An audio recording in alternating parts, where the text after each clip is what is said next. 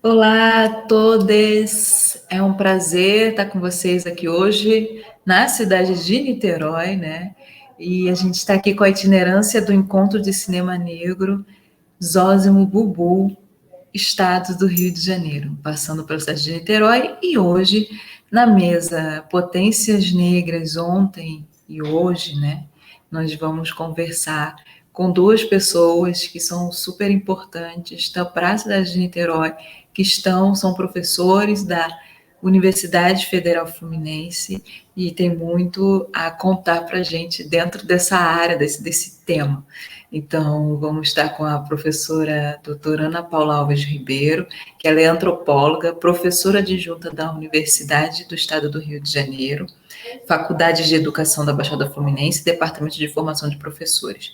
Professora do Programa de Pós-Graduação em Educação, Cultura e Comunicação em Periferias Urbanas, da UERJ, e do Programa de Pós-Graduação em Cultura e Territorialidades da UF.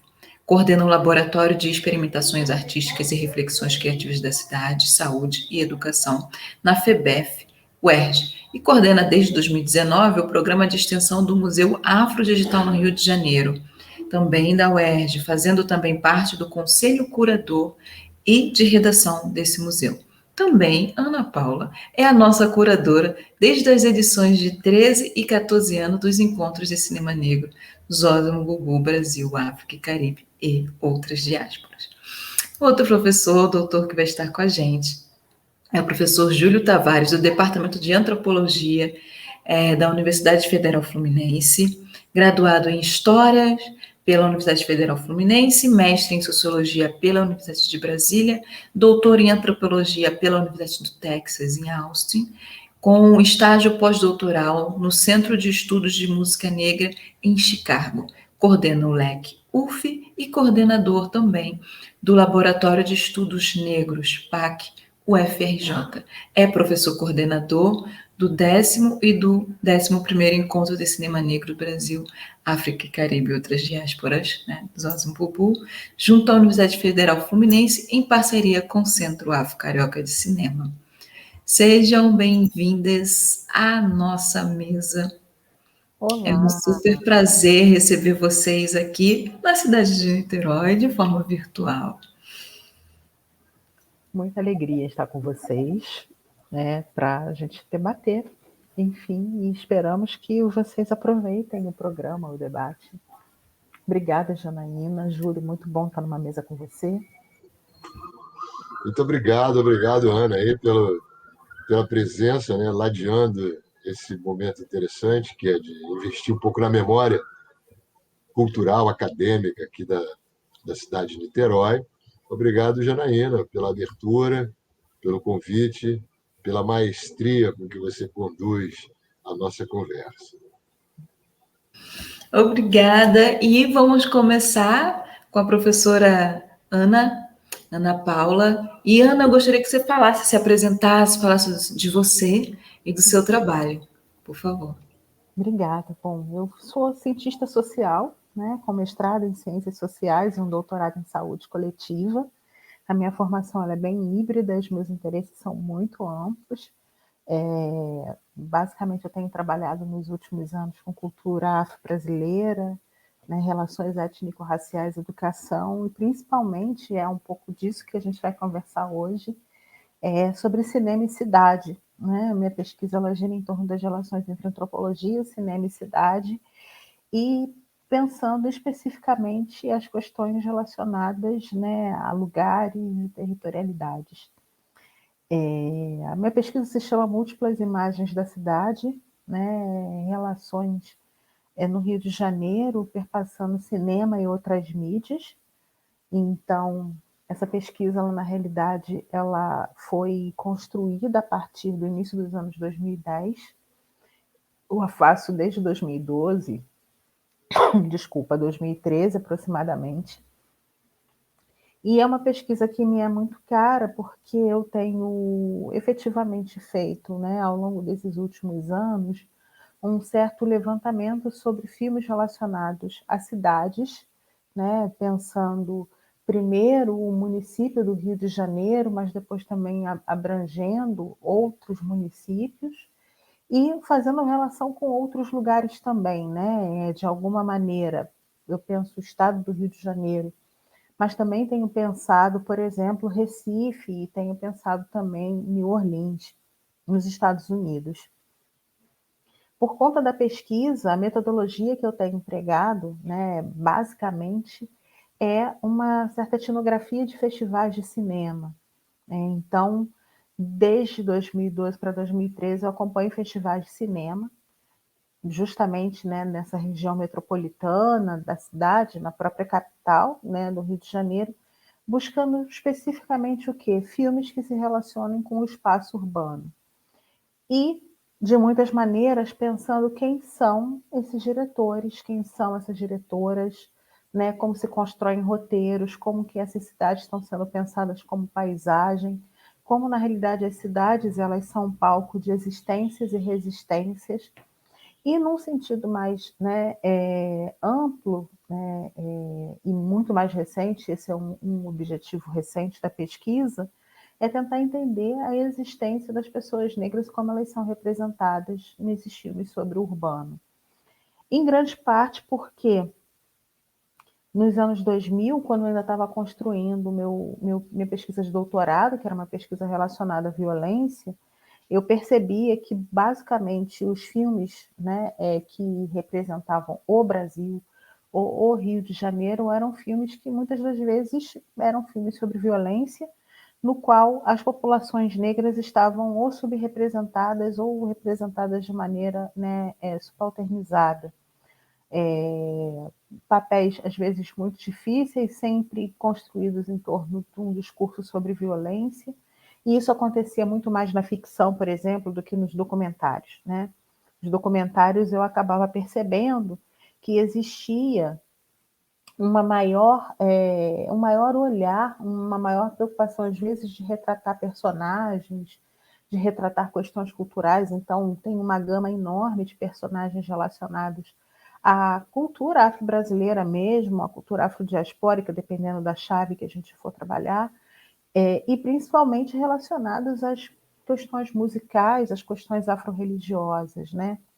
E é interessante dizer isso porque, ao longo da pesquisa, eu fui encontrando determinados grupos e determinadas diretoras e diretores que, de muitas maneiras, têm as cidades como personagens, né? Ou têm as cidades como uma paisagem que dialogue, né, de forma muito intrínseca dentro dos roteiros dos filmes. Dentro dessa pesquisa, e por conta disso, eu acabo acompanhando algumas coletivas e alguns coletivos negros que sobressaem dentro desses festivais e dessas mostras, né? Por exemplo, eu vou acabar pesquisando um pouco a trajetória do CRUA, e o primeiro trabalho do CRUA que aparece, né, numa mostra de cinema, que é o ONAN, que é de 2014. Posteriormente, eu vou escrever sobre as Mulheres de Pedra, né, por elas terem vencido, né, o 72 Horas de Festival de Filmes, que era um festival gincana, né, que acontecia na zona portuária, aconteceu entre 2014 e 2017, aproximadamente. Hoje está em sabático. E, principalmente, desde 2017, eu tenho trabalhado com os filmes de Zósimo Bulbul sobre o Rio de Janeiro, né? Eu acho que isso é importante dizer. Então, meu mais recente artigo, ele se chama O Rio de Janeiro e Sua Herança Africana, Histórias Contadas por Zósimo Bulbul, né? O qual, especificamente, eu trato de analisar os filmes do Zósimo sobre o Rio de Janeiro e como o Zósimo tem pleiteado, né, pensar o Rio de Janeiro como uma cidade negra e os seus diálogos com outros territórios, né? E eu acho que isso é importante dizer, e é importante de pensar o Zósimo como aquele cineasta, né? E eu tenho pensado muito o Zósimo no registro de cineasta, historiador, né? Um documentarista, e o Zósimo é um documentarista, que estava preocupado em entender quais eram as relações das populações negras com o território, né? E aí, nesse sentido, a gente tem o Aniceto do Império, em Dia de Alforria, né? Tem Pequena África, tem o República Tiradentes, tem o Samba do Trem, o Zona Carioca do Porto, né? E eu acho que dentro desse programa do qual nós estamos dialogando, a Aniceto do Império aparece. E é muito interessante perceber, né, como dos anos 80 aos anos 2000, com algumas paradas para desenvolver outros projetos, inclusive, né, pensando posterior a esses filmes, a criação do Centro Afro-Carioca de Cinema, que hoje leva o nome dele, assim como o Encontro de Cinema Negro, né, que também hoje leva o nome dele, Zósimo Bubu, Brasil, África, Caribe e outras diásporas, né, Zósimo ele acaba trazendo uma memória dessa cidade, dessa memória desse território da cidade, né? E o comprometimento dele, né, de se pensar territórios negros, acho que isso é muito importante, muito interessante de se pensar. Fico também muito interessada em ver como diretoras e diretores acabam por circular nesses territórios, né, e acabam por fazer com que seus filmes circulem em determinadas mostras, em determinados festivais, pensando questões relacionadas à programação e curadoria, também pensando, né, as relações de solidariedade e de reciprocidade, e aí já puxando um pouco da brasa, né, para a antropologia, que são tecidas dentro de equipes de cinema, né? E como que essas equipes negras, principalmente, elas têm se movido no território e como que os seus filmes eles acabam por ser construídos, além, né, de ter me preocupado especificamente com questões relacionadas mais propriamente mesmo aos aspectos curatoriais. E por conta disso, eu acabo chegando a um outro tema de pesquisa dentro desse tema de pesquisa, uma outra questão que me interessa muito, que é a questão relacionada a gênero, né? A interseccionalidade com gênero e sexualidade, principalmente da produção das mulheres negras. Então, dentro do projeto Múltiplas Cidades, eu tenho pensado de muitas maneiras a existência dessas mulheres a partir de dois eixos, né? As cidades das mulheres, como as mulheres se apropriam da cidade, e um outro eixo chamado sondar o invisível e pensar o visível, né? Que é justamente sobre como mulheres negras, né, se tornam diretoras e quais, né, engajamentos essas mulheres negras têm, né, num processo de direção. E é muito interessante ter sido chamada para debater esse programa, né, estar nesse debate dentro desse programa em Niterói, por motivos diversos, né? Primeiro porque eu sou professora do PP Cult, né, que é o programa de pós-graduação em Cultura e Territorialidades da UF, do qual meu projeto de pesquisa lá é sobre curadorias, mas também por esse programa de filmes específicos, né, onde a gente vai ter Aniceto do Império, que é um filme que me é muito caro, porque Aniceto do Império, né, é de Madureira, né, está em Madureira, então Zósimo vai a Madureira filmar Aniceto, vai a Serrinha, minha dissertação de mestrado foi sobre a Serrinha. Eu sou imperiana, eu tenho uma ligação com esse território, e pensar filmes de três mulheres que estão, de certa forma, né, ligadas, né, se não a UF, mas especificamente a paisagem de Niterói. Eu estou pensando aqui na Rosa Miranda, né, na Mariana Campos. E Mariane Duarte, que, enfim, né, tem dialogado com diversas pessoas de Niterói, né, na construção dos seus filmes, ou que passam por Niterói, enfim. Então, essas questões relacionadas, né, primeiro, a construções de curadorias e de programas, né, relações pessoais dentro de sets de filmagem na construção dos filmes, basicamente me interessa, né? Então, assim, a produção, né, a exibição e a circulação desses filmes, né? E os olhares curatoriais para eles são basicamente o que eu tenho trabalhado nos últimos anos. Acho que é por aí. Muito obrigada. Eu é que agradeço, Ana, maravilhosa, como sempre. Enfim, muitas coisas, muitas atividades. Agora vamos com o professor Júlio. Júlio, fale para a gente o que você tem feito, a sua história. Claro, não cabe numa live de 1 hora, mas um pouquinho de você. Liga o microfone, por favor. Desculpem-me, mas eu disse que é uma oportunidade sempre desafiante essa de abrir o microfone para falar de nós mesmos, né? Mas eu poderia sintetizar que a minha vida acadêmica, como professor, pesquisador, e mesmo na área de gestão na universidade, sempre se teve voltada para a população negra na diáspora africana. Então, esse é o meu mote, né? É o meu foco, é o meu farol, né? E é essa iluminação a partir da temática negra, diáspora africana, transnacionalismo, reconhecimento, racismo, apartheid e formas de expressão negra, a questão estética me toca muito, as corporeidades, as visualidades, todas essas formas de construção da presença negra no mundo, não só no mundo local, niteroiense, carioca,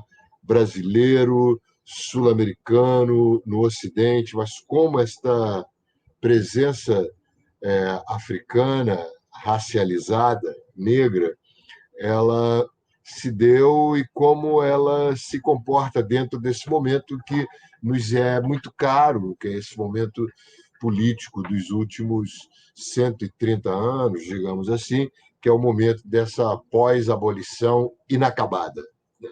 Então, esse é um contexto, digamos, geopolítico, pensando sociologicamente, historiograficamente, que sempre me cativou e capturou. Então, um recorte de tamanho, digamos assim, global. Sempre tive muito preocupado com essa dimensão global da existência negra, porque ela se dá com todas as suas apoteoses e com todas as suas minimalidades, com todas as suas opressões, não só no Brasil, mas se dá em todas as partes do mundo. Então, isto já é uma interrogação, por quê? Em todas as partes do planeta, né, essa população, e usar a palavra população ela é importante, essa população negra, mesmo essa população negra em diáspora africana, imaginada, ela sofre estas sequelas de uma construção inventada há séculos atrás e é até hoje atualizada, e sobre ela o peso desta condição de desqualificação ainda se mantém. Por que isso? Então, essa é digamos, uma pergunta de vida. A minha vida foi um pouco colocada na tentativa de responder por partes essa grande pergunta, né? A primeira produção que eu fiz foi olhar as memórias, né? As múltiplas memórias que foram se constituindo nesta população durante a sua trajetória de sobrevivência. E as mais fortes memórias são as memórias orais e, sobretudo, aquelas não verbais, as memórias inscritas no corpo, através das danças, das gestualidades, das formas de comunicação contidas, mas ao mesmo tempo expandidas. E isso gerou o meu primeiro trabalho público, né, e o meu primeiro trabalho de alma também, que foi uma incursão na capoeira, né? Como capoeirista na época, me envolvi com a capoeira e resolvi estudar esse segredo da memória corporal na capoeira. Então, a corporeidade negra, através das performances, em especial das lutas, que se transformam em performance, para mim, tornaram-se grandes lugares de memória. E deu nesse trabalho, que é o Dança de Guerra. Né? O Dança de Guerra foi tese de mestrado, que virou livro e virou uma referência nacional, porque eu trouxe uma questão fundamental para a época, mas ainda não traduzida efetivamente, que seria o fato desses lugares de memórias produzidos a partir do corpo se colocarem como uma espécie de grande referência, né, mundial. Então, não só a capoeira, mas outras artes, no caso do Brasil, o jongo, o samba, o maculelê e as próprias danças religiosas nas formas de religiosidade de matriz africana, elas trazem escritas e podem ser narradas e transcritas uma memória, né, uma experiência, uma vivência. Então, essa corpo-vivência, ela tem uma dimensão importantíssima na construção política dessa presença negra no mundo. Bom, e aí eu parti para um segundo capítulo dessa pesquisa, que me tomou praticamente 3 anos, e um trabalho depois que se desdobrou em vários aspectos, sobretudo na educação, que foi pensar essa multiplicidade de lugares de memória produzido pelas corporeidades negras, pelas experiências e vivências corporais do negro, por várias partes do mundo. E aí eu descubro, já no meio, já no final da escrita desse trabalho, aí eu descubro a ideia de diáspora africana, que era possível pensarmos essa experiência negra em formas expandidas, geopoliticamente, para além da África e além das localidades regionais nas quais nós estamos submetidos, seja Rio de Janeiro, seja Niterói, seja Brasil.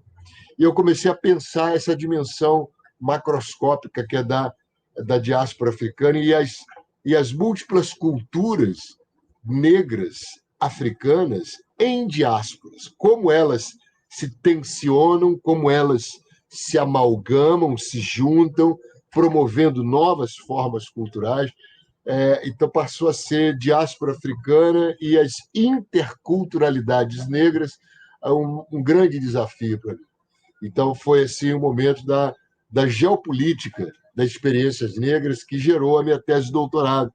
E, mais ainda, o investimento também no campo da linguística, quando eu descobri que um outro campo de memória muito interessante seria as formas de expressão em linguagem, de metáforas e figuras de linguagem que a experiência negra universaliza, mas, ao mesmo tempo, regionaliza, ela dá especificidades de acordo com a língua que é falada, em inglês, em francês, em árabe, em espanhol, em português.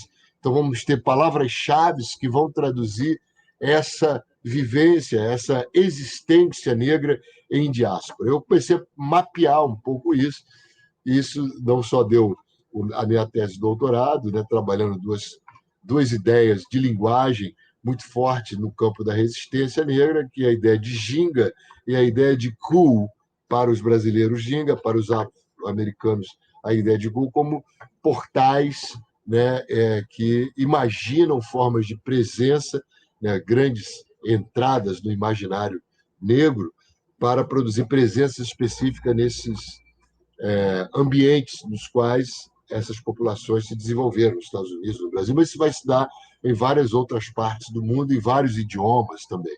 Então, esse foi talvez o desafio maior, cujo livro ainda não saiu, espero que saia o ano que vem, estou trabalhando nessa direção para que esse livro sobre a linguagem e a diáspora africana, na sua transnacionalidade, possa trazer essa reflexão que ocorreu há 25 anos atrás, né, quando eu finalizei o doutorado. E, a partir daí, eu começo a também entrar na discussão da estética, né? Foi quando eu fui fazer o meu pós-doc em música, eu descobri, depois da linguagem, especificamente oral, falada, expressada, também as linguagens da música, as linguagens nas visualidades, como formas de produção de uma estética, né? De uma noção moral e de belo de se estar no mundo, né? De bem e de belo de se estar no mundo. Essa é uma reflexão, digamos, dentro de um campo de filosofia negra, ainda não muito explorado, mas que se quer muito forte ainda na sua matéria-prima, né?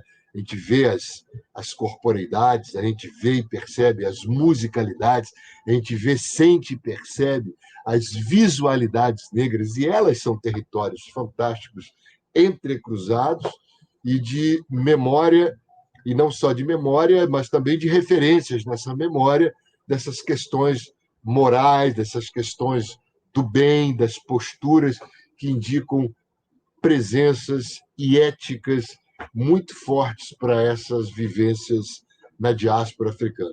E aí é quando eu começo a trabalhar bastante também nesse campo das imagens, né? Me interessa muito. E eu saí pela América do Sul e gerou esse trabalho com o saudoso Januário Garcia, né? Opa, onde é que está aqui? Que é o Diásporas Africanas na América do Sul. E, por isso, Januário foi um parceiro fundamental nessa composição desse livro, porque a ideia era mostrar em imagens e em texto as marcas dessa presença africana nesses 8 países da América do Sul. Então, esse é um produto esgotado já nos seus 2.000 exemplares, que foi essa tiragem, mas foi também esse salto do corpo, da imagem do corpo para o corpo da imagem, pensando a partir da fotografia esse lugar da presença negra na diáspora africana. Mas o fato é que corporeidade, musicalidades e visualidade são 3 campos que me capturam. E hoje eu procuro caminhar, depois dessa estrada longa percorrida, no que falta dela ainda a ser percorrido, eu procuro entrecruzar esses aspectos, né, no campo da musicalidade, da visualidade e das corporeidades. Daí ter saído já esse outro exemplar agora, que é uma edição dos trabalhos que eu orientei com os meus alunos sobre corporeidades. A minha ideia é procurar as gramáticas, né? Quer dizer, as estruturas profundas que organizam essas experiências. Primeiramente, esse volume, fiz as experiências corporais afrodiaspóricas como um desafio que nos coloca a pensar muito além do que a gente vê ou simplesmente sente com o corpo, né? Pensar, portanto, a experiência da corporidade como uma chamada dos cientistas sociais, uma chamada aos historiadores, uma chamada, né, às humanidades, para pensar a memória para além do documento escrito, né? Memória como uma performance inscrita no corpo. Uma próxima experiência virá agora também nas gramáticas das experiências imagéticas no campo digital, colecionando os trabalhos que eu oriento e as pesquisas coletivas nesses ambientes comunicativos, também como produtores de resistência e memória. Então, nós temos aí trabalhos já realizados no Facebook, no Instagram, no YouTube, né, e inclusive em salas de aulas digitais, onde se pensa a produção dessa presença, da reflexão e de uma resistência negra africana. Então, são esses os trabalhos aí que eu diria que me capturam ainda de maneira, digamos, múltipla, né? Eles são muito plurais, mas o guarda-chuva que dá conta deles todos é essa preocupação de pensar a diáspora, e eu agora me coloco de maneira muito transparente, de forma política, e solto um texto já circulando, esse texto chamando para o debate, provocando um debate, que é nesse campo geopolítico, nesse campo macroscópico, nesse campo transnacional das múltiplas experiências negras em diáspora, eu diria que nós, brasileiros, estamos descobrindo aos 20 anos o fenômeno do apartheid, descobrindo que nós vivemos sob um regime de apartheid. Então, esse seria talvez a primeira tentativa, né, o primeiro passo na direção de uma síntese dessas minhas múltiplas experiências, que essa síntese virá, sem dúvida, nessa itinerância toda, pelo político. E eu estou chamando para uma reflexão sobre o apartheid brasileiro. Né? Acho que essa experiência transnacional, diaspórica, que o Zósimo, uma figura que nos últimos 15 anos marcou bastante a minha vida, tanto que nós fizemos essa parceria, pena que ela só se realiza depois do falecimento dele, né? Na verdade, reações como a do Zósimo, anterior a ele, como a do Abdias, e outras tantas reações que se posicionam de maneira expandida e transnacional, volto a usar o termo aqui, elas são reflexo de uma percepção e de uma iniciativa de se vencer a bolha criada pelo apartheid brasileiro. Acho que essa consciência de que vivemos um apartheid é a consciência de que o racismo ele atravessa múltiplas esferas, múltiplas estruturas, e que, portanto, deveríamos falar do racismo como um sistema social que engole a própria governamentalidade brasileira. Então, é apartheid, sim, no sentido de ser um mecanismo sistêmico de exclusão, de racialização, que nos coloca, nesses 130 anos, nessa condição, mesmo que após a abolição, em permanente luta pelo ar da vivência, o ar sobre nós que nos assegure a vivência. Por que isso? Essa luta por oxigênio permanente, né? Então, essa é uma reflexão conceitual que nos dará, acredito, gás nessa ousadia de classificar como um tipo muito singular de apartheid o que nós vivemos, diferente do sul-americano, do americano, né, e do israelense, que é vivido pelos palestinos, né, um apartheid singular, um apartheid onde a exclusão está já encarnada, daí a força da corporeidade. Né? É um apartheid incorporado, que não precisou de legislação, como lá em Pretória, em 1948, não precisou, como o Jim Crow, lá nos anos 30, nos Estados Unidos, né? Nem de uma legislação como a que estabelecida pelo Estado de Israel. Ele não tem uma legislação efetiva que atue sobre ele, mas existe uma política, digamos, uma biopolítica necrófila.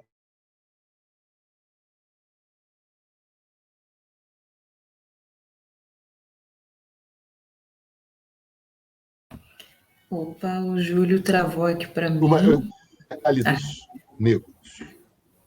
Travou um pouco. Foi cortado? Travou. Quando você falou que existe uma política necrófila, aí depois travou.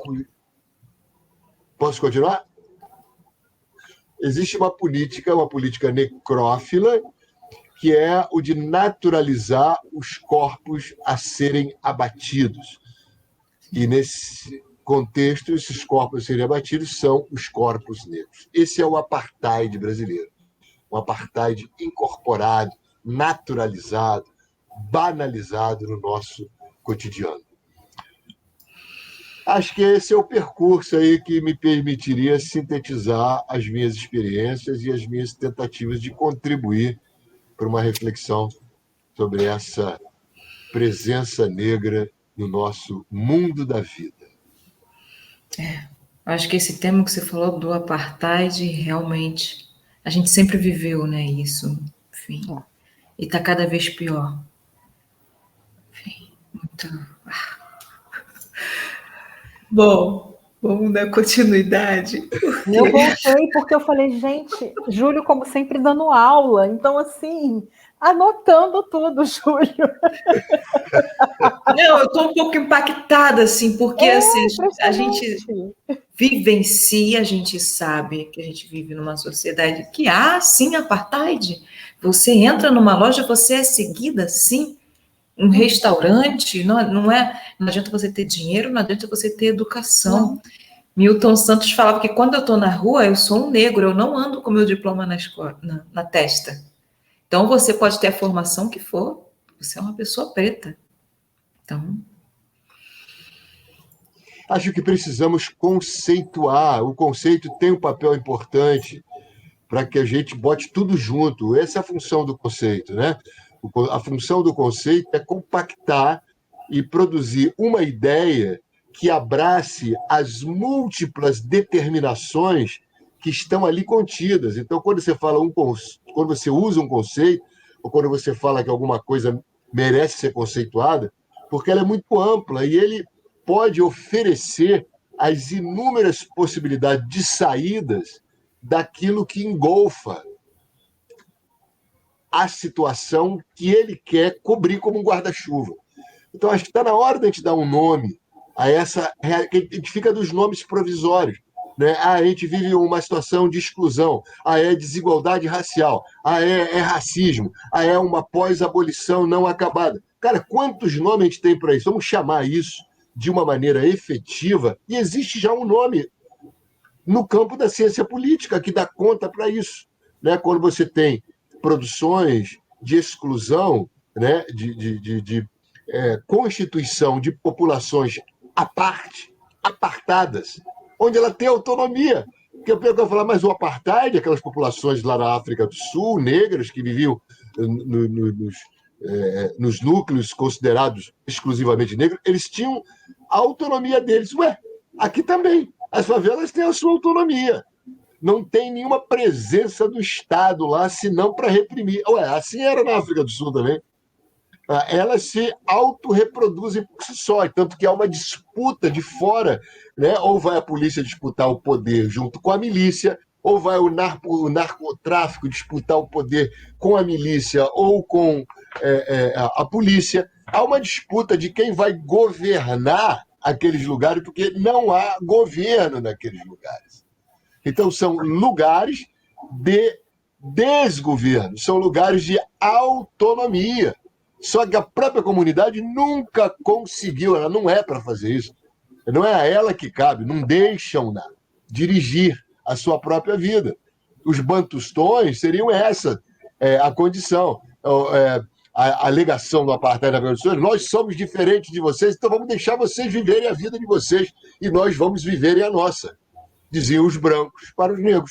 Nós estamos sendo absolutamente generosos, vocês organizem-se por aí e nós de lá de cá. Eles tomavam o governo e davam essa governabilidade aos bantustões. Ué, mas é isso que a favela é, um bantustão, só que não é dirigido pela própria comunidade. Tem sempre forças em disputas que não pertencem à comunidade, que só dorme ali antes de trabalhar, acorda e vai trabalhar e volta para dormir de novo.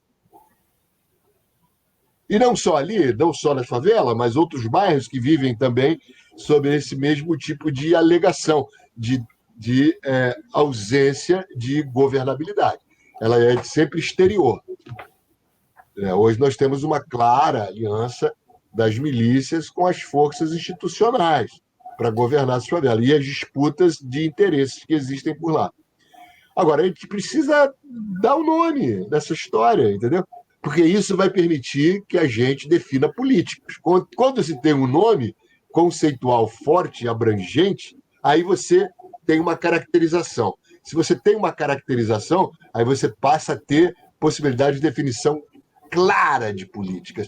A luta por não dar nome é exatamente para não se ter uma definição clara de política. Perfeito. Júlio, outro tema, assim, não é nem não cabe falar sobre isso, porque assim, eu estou impactada com o que você está trazendo, concordo com tudo, e aí eu fico assim, caraca, caramba, sabe, fica tudo fazendo umas conexões, só que a gente precisa falar de potências negras, que tem a ver, mas a gente precisa encerrar essa mesa desse tema. E, olha, vocês que Perfeito. estão acompanhando essa mesa, procurem saber, procurem o Júlio, sabe? E realmente pensar a partir desse conceito realmente que nós vivemos um apartheid.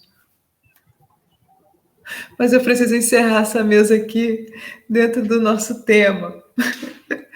Eu só Então, espero assim, que a imagem apareça, né? Como uma questão. Vem cá, como é que a gente pode fazer então com a imagem? O que, que a imagem tem a ver com isso?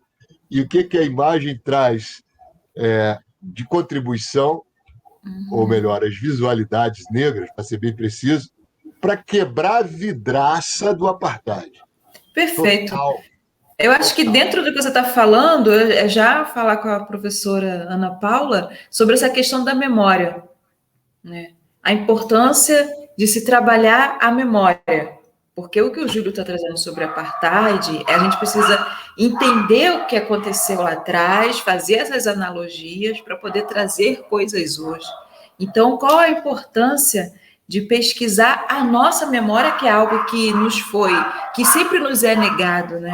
Então,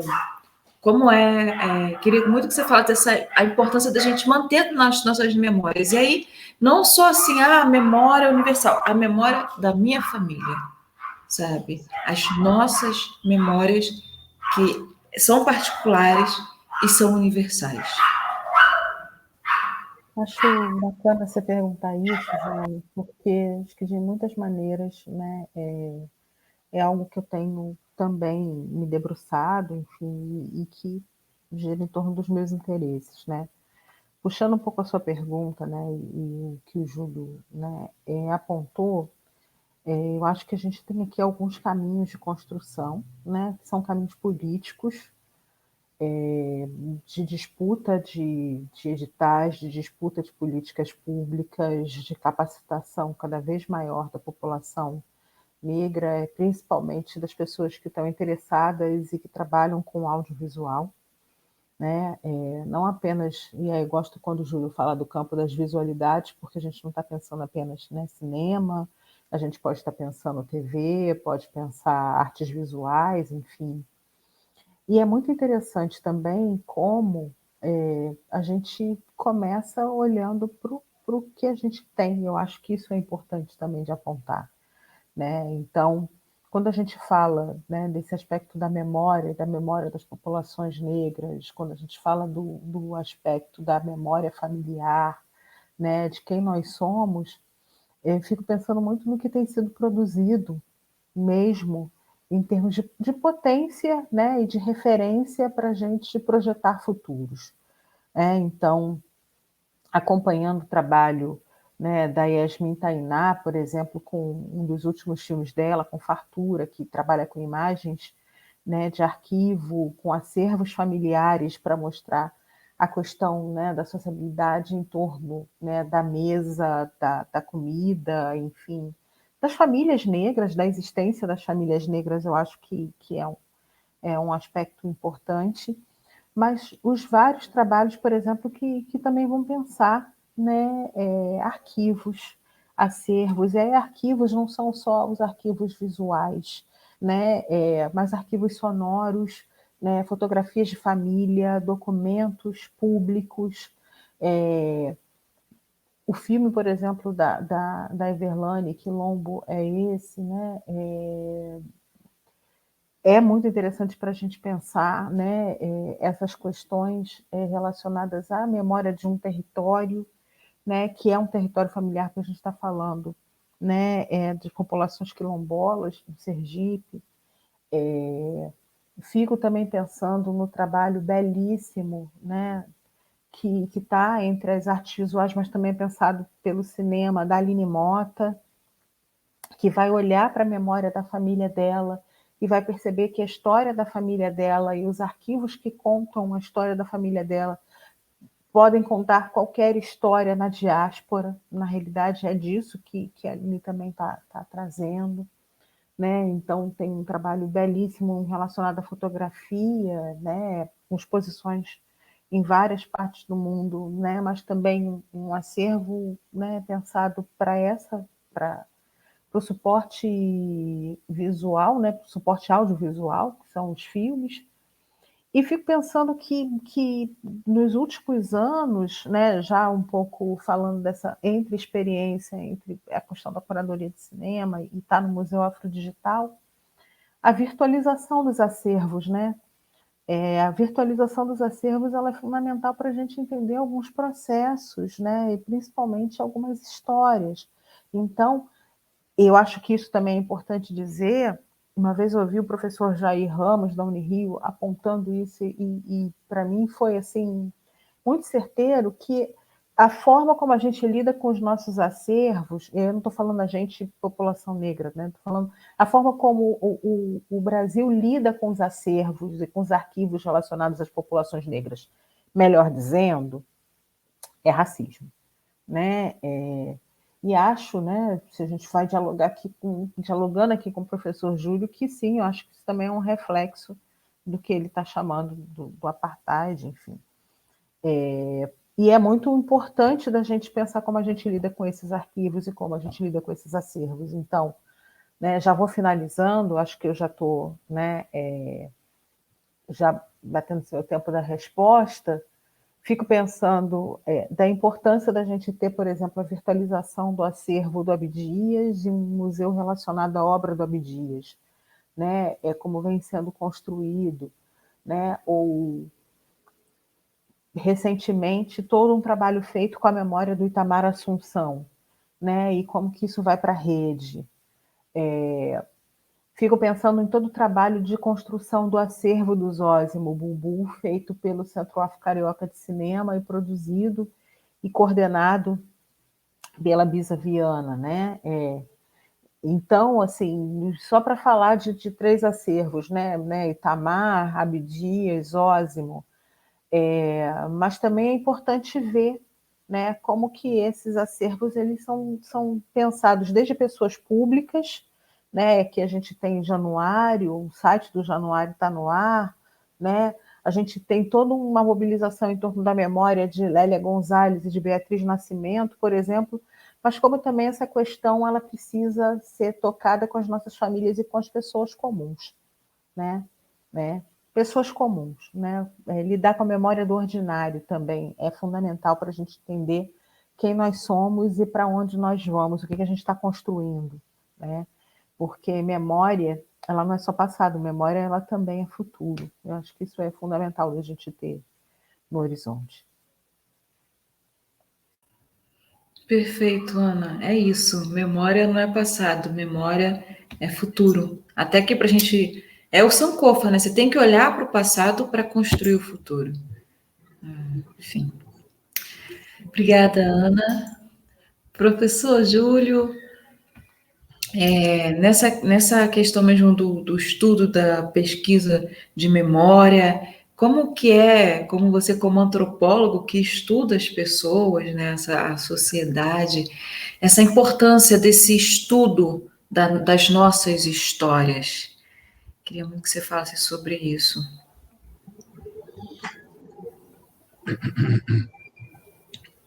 A importância de mergulhar na história das famílias, vou pegar o mote aí que a querida Ana lançou, de fato, a relevância dessa história do cotidiano negro, né? A história do cotidiano das populações negras. Aliás, virou uma linha dentro da área da história, a história da vida cotidiana. Imagina a história da vida cotidiana das populações negras. A memória que essa vida cotidiana oferece, ela atravessa uma série de situações ordinárias, outro resgate importante da fala da Ana, ordinárias, como os encontros, né, os momentos de lazer, as festividades, as celebrações de efemérides, os funerais, a história daqueles funerais que eram absolutamente festivos, numa herança fortíssima da tradição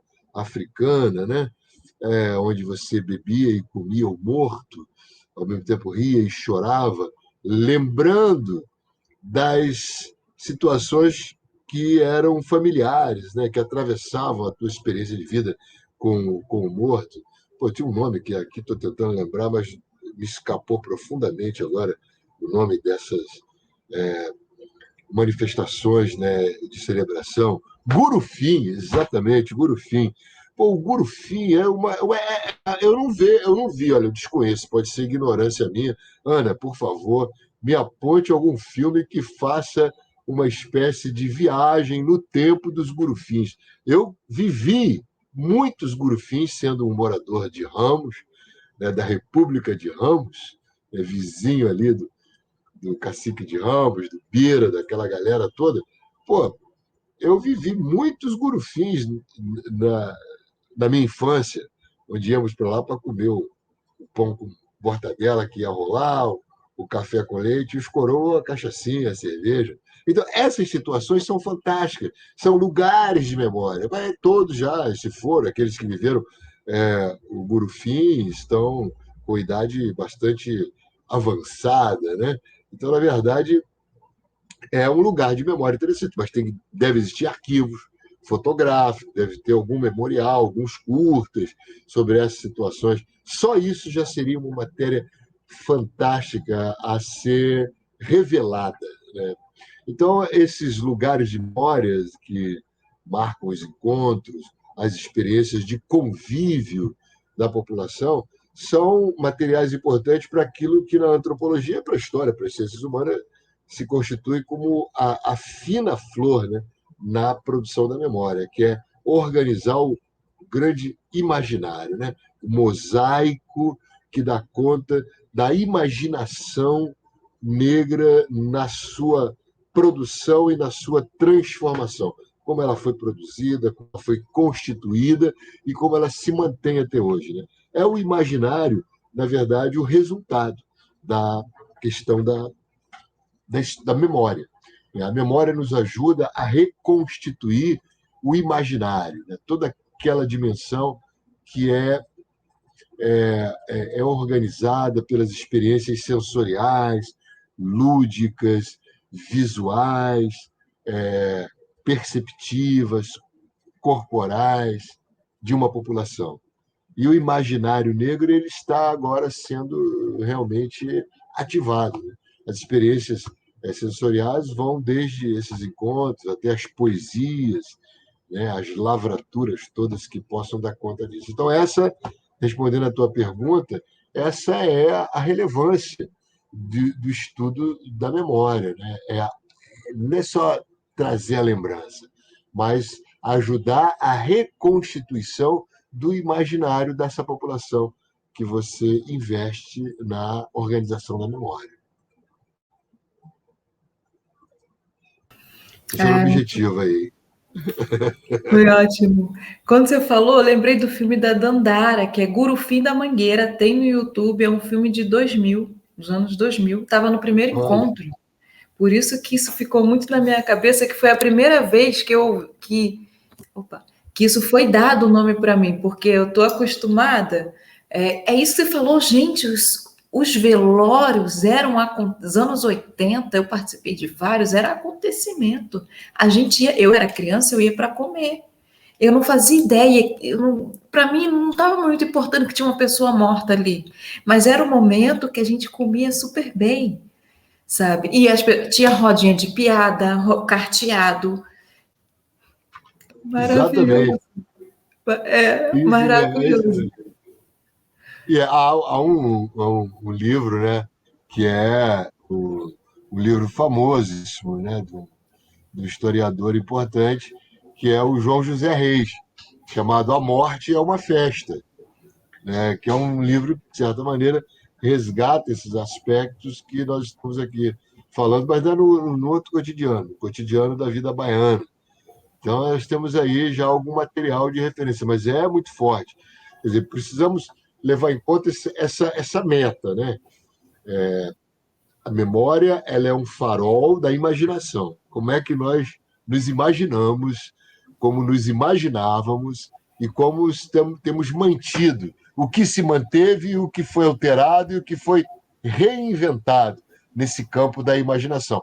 Porque eu não gosto de ficar muito nessa coisa memorialista somente. A memória ela tem uma função. E é fundamental a gente não perder essa meta que a memória traz como contribuição. é a peça do caleidoscópio, vamos chamar de imaginário, o caleidoscópiozinho, aquela coisa iluminada, com várias peças, você vai montando a partir de cada um desses trabalhos com a memória. Porque a coisa que mais realmente vai nos afetar é conseguir produzir o grande painel da imaginação negra. Como é que o negro pensa, imaginou-se, reinventou-se, preservou-se na sua condição de ser negro? Isso é a imaginação negra. É um trabalho em cima da memória. A memória, digamos, seria o trabalho de carregar o piano, o trabalho de sapa, né? Para produzir os materiais que vão permitir aquilo que vai ficar. O que vai ficar é a grande reflexão sobre a imaginação. Isso é o que fica. Né? A filosofia social, a filosofia política, né? A filosofia moral, isso tudo a gente vai arrancar nesse trabalho arqueológico que agora a gente começa a apontar, que é o resgate da memória. Para isso que ele serve. É um tijolinho para montar o grande edifício da imaginação negra. É isso. Perfeito. Gente, vocês que estão assistindo esse debate, essa conversa, procurem, preservem as memórias das suas famílias, aquela foto daquela festa, aquela conversa, guardem, guardem tudo, porque isso é a nossa história, né? Enfim, realmente. Eu estou falando isso para vocês, mas eu estou falando isso para mim também. Então vamos para considerações finais e a gente encerrar essa mesa que foi assim gente, uma enxurrada de informação. Eu tô com a minha cabeça aqui já, sabe? Enfim, mas é isso. Considerações finais. Eu só tenho a agradecer, né, e estimular vocês a assistirem, né, acompanharem a itinerância. Daqui a pouquinho a gente tem encontro de cinema negro, né, Zosa Bubu. É importante também a gente entender o encontro como esse lugar efetivamente de encontro.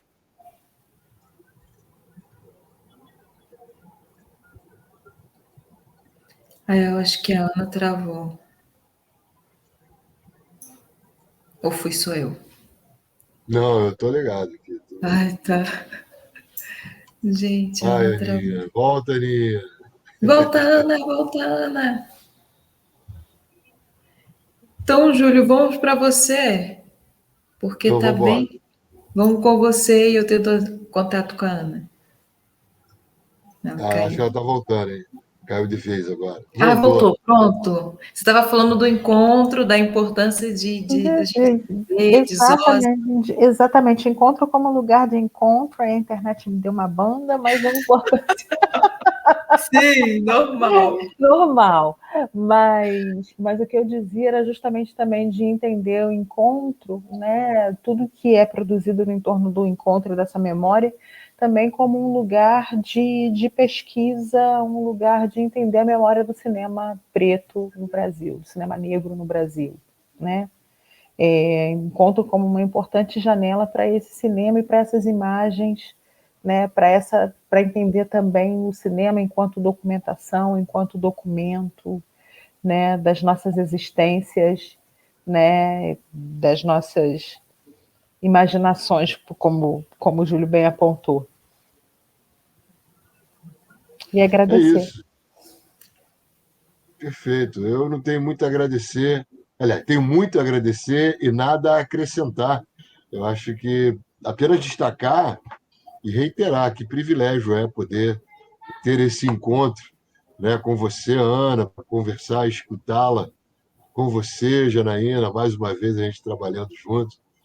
E é muito bom, né? E são esses encontros que vão nutrindo a gente, vão realmente alimentando a nossa capacidade de nos imaginarmos cada vez mais em enlace, né?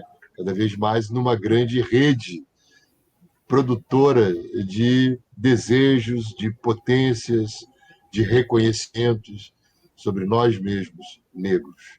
Isso é muito bacana. Muito obrigado aí pela participação de vocês. Eu que agradeço, em nome do Centro Afro Carioca, de toda a equipe, em nome da equipe do Encontro de Cinema Negro Zozambubu. Vocês são duas pessoas muito queridas para a gente, muito importantes, parceiros, assim, que a gente leva realmente no coração, que não dá para fazer o encontro sozinho, precisa de ter uma rede, vocês fazem parte dessa rede para ajudar a gente a manter a memória do Zósimo, né? A manter esse encontro em pé. Então, para a gente é sempre uma honra. Cada encontro com vocês, cada conversa, e essa mesa não foi diferente.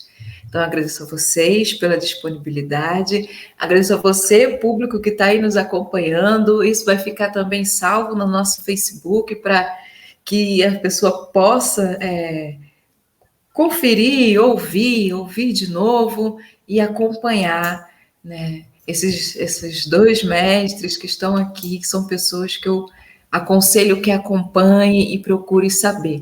Então, eu estou pedindo também para que as pessoas, no final, falem as suas redes sociais, porque agora é isso, né? Para poder acompanhar e saber onde que pode encontrar vocês, para, enfim.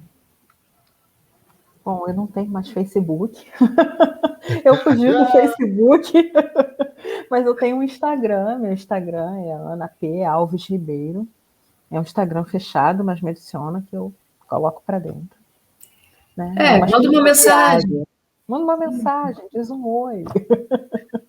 É um diário, é quase diário. É isso. Júlio, a gente te encontra onde? Nas internets? Eu estou meio sobrecarregado com a rede, mas ainda mantenho o Facebook.